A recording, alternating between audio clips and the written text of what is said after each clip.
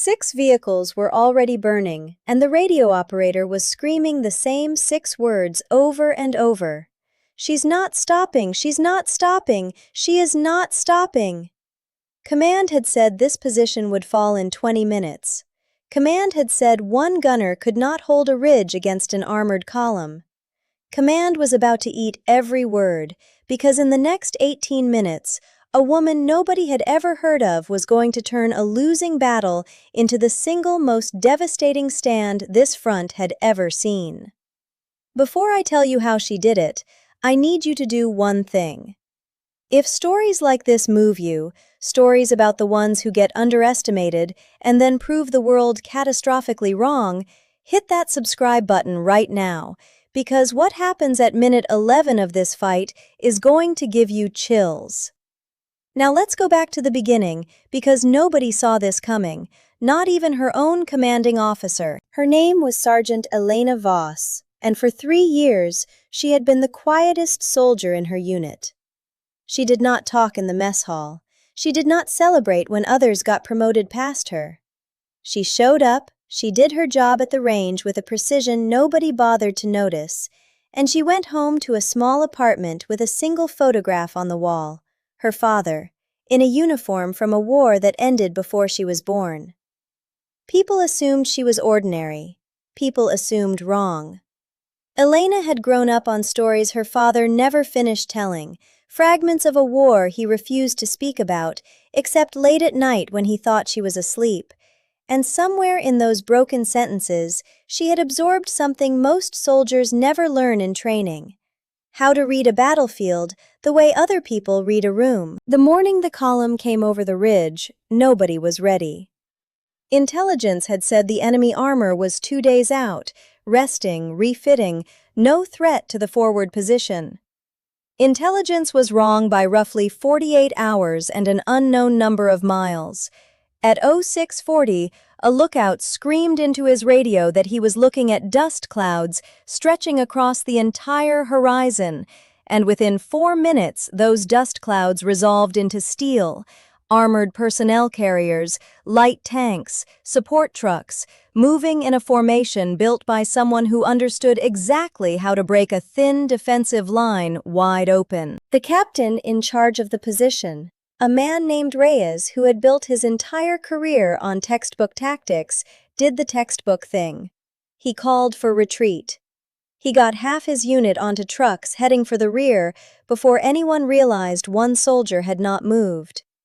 Elena stood at her gun position on the ridge, watching the column roll toward them, and when Reyes screamed at her over the radio to fall back immediately, she said 4 words that would end up in every after-action report written about that day. "Someone has to hold." Reyes told her that was suicide. Elena told him that retreating without cover was worse than suicide. It was surrender with extra steps, because the second that column reached the valley behind them, it would roll straight into the field hospital, the supply depot, and 1,100 soldiers who had no idea what was coming for them. This is where most stories about lone heroes fall apart. Because in real life, one person with one gun cannot stop an armored column through sheer will alone. Elena did not stop them through will alone. She stopped them because she had spent 3 years quietly mapping every inch of that ridge in her head, memorizing sightlines, elevation changes, choke points nobody else had bothered to notice because nobody else expected to need them. While her unit was pulling back, Elena was already moving her position 200 meters to a rock outcropping that gave her a partially concealed angle on the only path wide enough for the enemy vehicles to funnel through single file. It was the kind of terrain read that takes years to develop, and she had spent 3 years developing it without anyone knowing why. The first vehicle came into range at 0651. Elena did not fire immediately. She waited, watching the lead vehicle commit fully to the narrow path, watching the second and third vehicles bunch up behind it exactly the way the terrain forced them to, and only then did she take the first shot. The lead vehicle erupted, and because of where it died, it blocked the path completely, trapping the vehicles behind it in a kill zone with nowhere to maneuver. That single decision, patience over panic, is the reason this story exists at all. If Elena had fired the second that first vehicle came into range, the column would have scattered and found another route within minutes. Instead, she had turned a wide-open valley into a corridor of fire, and she was the only thing standing at the end of it. For the next several minutes, Elena worked with a rhythm that the radio operator listening in from command later described as unnervingly calm, like she was running drills rather than fighting for her life. Fire, reposition 8 meters, reload, assess, fire again. She never stayed in one spot long enough for return fire to find her, and she never wasted a shot on a target that was not fully committed to the trap she had built. Vehicle after vehicle piled into the wreckage of the ones before it, some trying to reverse out of the kill zone and colliding with the vehicles behind them, turning the enemy's own numbers into their biggest weakness. By the 10-minute mark, 16 vehicles were burning in that narrow corridor, and command back at base still did not fully understand what was happening because nobody believed the numbers coming over the radio. This is the part where you need to understand something important, because at minute 11, everything almost went wrong. An enemy scout vehicle broke off from the main column, using a secondary route Elena's terrain map had never accounted for, cutting behind her position with a clear angle on her exposed side. For the first time since the fighting started, Elena had no cover, no plan, and less than 4 seconds to react before that vehicle's gunner found her. What happened next is the single moment every soldier who has heard this story still talks about. Elena did not run. She dropped to the ground behind a low ridge of broken rock, barely large enough to cover half her body, held her breath, and waited as the scout vehicle rolled within 20 meters of her position, its gunner scanning for a target that should have been directly in his sight line. For 6 full seconds, Elena Voss was completely exposed to an enemy gunner who simply did not see her, because she had gone so still, so quiet, that she had effectively disappeared into the terrain she had spent 3 years memorizing. The moment the vehicle passed her angle, she rose, fired once into its rear engine compartment, and watched it grind to a stop 20 meters from where she had been lying seconds earlier.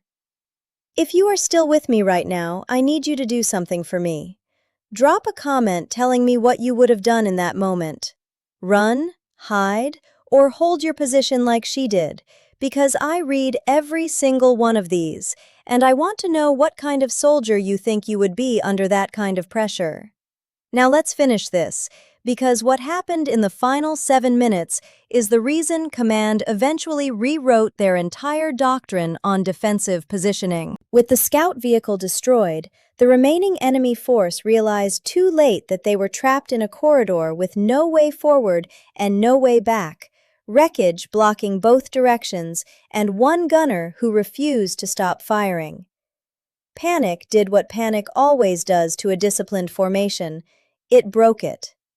Vehicles that had been moving in coordinated waves started moving independently, some trying to push through the wreckage by force, some trying to find any gap in the rock walls wide enough to escape through.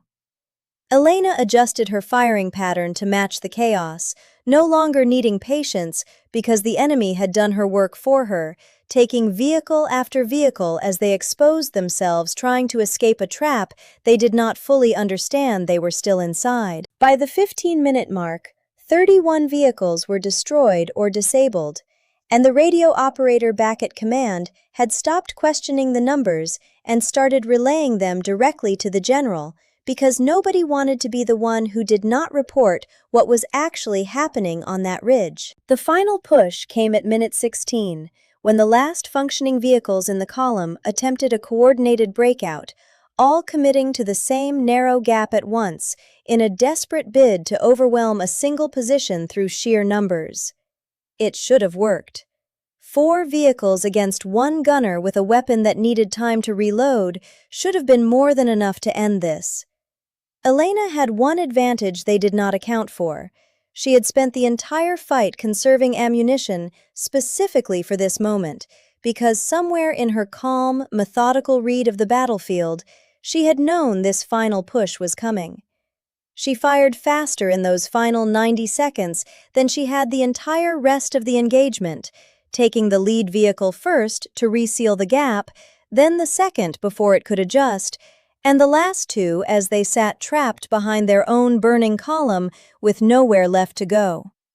At 18 minutes and 11 seconds after the first shot, the ridge went silent. 44 vehicles lay destroyed or disabled in a valley that had nearly become a graveyard for 1,100 soldiers who never even knew how close they came to disaster. Captain Reyes returned to the ridge 40 minutes later with reinforcements he no longer needed, expecting to find a battlefield, and instead finding a single soldier sitting quietly against a rock, reloading a weapon she no longer needed to fire.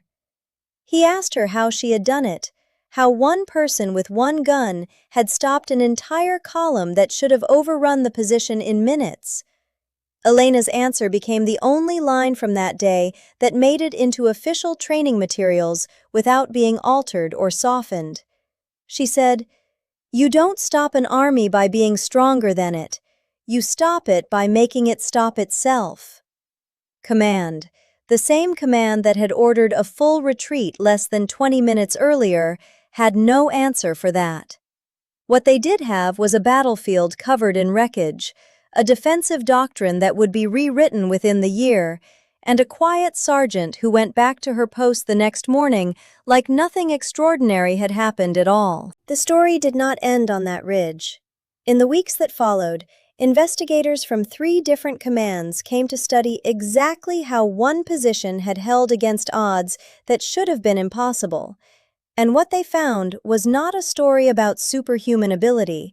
It was a story about someone who had spent years preparing for a moment everyone else assumed would never come.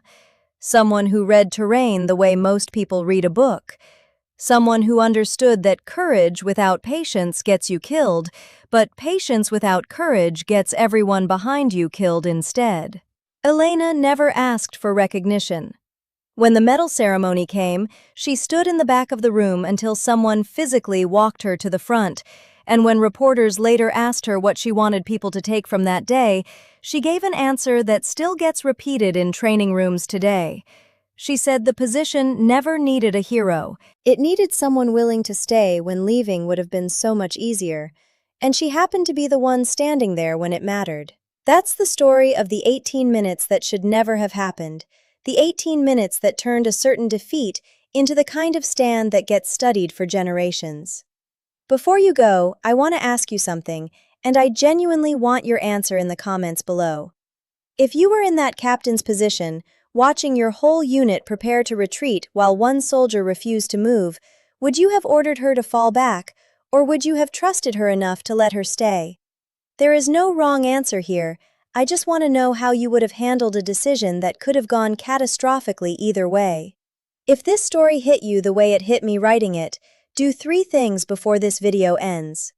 Subscribe, because we bring you a true inspired story like this every single week, and you do not want to miss the next one. Hit the notification bell, because these stories get buried by the algorithm if you are not subscribed with notifications on. And drop a comment right now with your answer to that question, because this community reads every single response, and some of the best conversations on this channel happen right there in the comments below this video. Thank you for staying until the very end. We will see you in the next story.